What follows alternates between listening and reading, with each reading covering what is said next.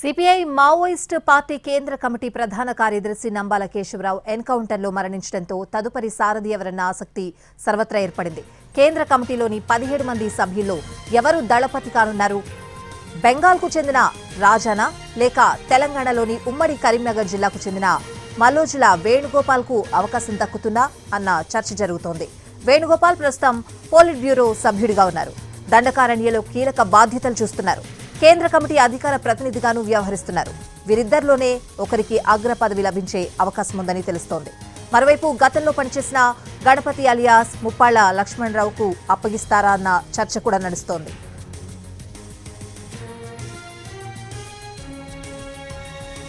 తిప్పిరి తిరుపతి బాలకృష్ణ వంటి నేతలు కూడా కేంద్ర కమిటీ సభ్యులుగా ఉన్నారు. ప్రస్తుతం గణపతి అంతర్జాతీయ కమ్యూనిస్ట్ ఉద్యమ కేంద్రం బాధ్యతల్లో ఉన్నారు. 70 ఏళ్ల వయస్కుడైన ఆయనకు క్లిష్ట సమయంలో మరోసారి పార్టీ పగ్గాలు అప్పగిస్తారా అన్న చర్చ కూడా నడుస్తోంది. 2004లో సిపిఐ మావోయిస్టు పార్టీ ఏర్పాటుకు ముందు గణపతి పీపుల్స్ వార్ కు కేంద్ర కమిటీ కార్యదర్శిగా 15 ఏళ్ల పాటు పనిచేశారు.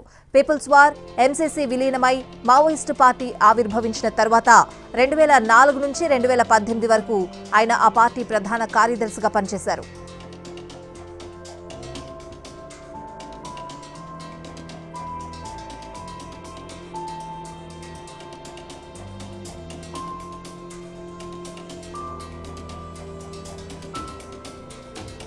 ఇక అదే సమయంలో బసవరాజ్ మిలిటరీ కమిషన్ చీఫ్ గా ఉన్నారు. తీవ్ర అనారోగ్య సమస్యలతో గణపతి బాధ్యతలు వదులుకోవడంతో 2018లో బసవరాజ్ పార్టీ ప్రధాన కార్యదర్శి అయ్యారు.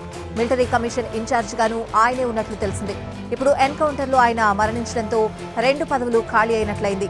అసలే ఆ పార్టీ తీవ్రమైన గడ్డు పరిస్థితులు ఎదుర్కొంటోంది. ఈ సమయంలో పార్టీ బాధ్యతలు ఎవరు చూస్తారు అనేది సస్పెన్స్ గా మారుతోంది.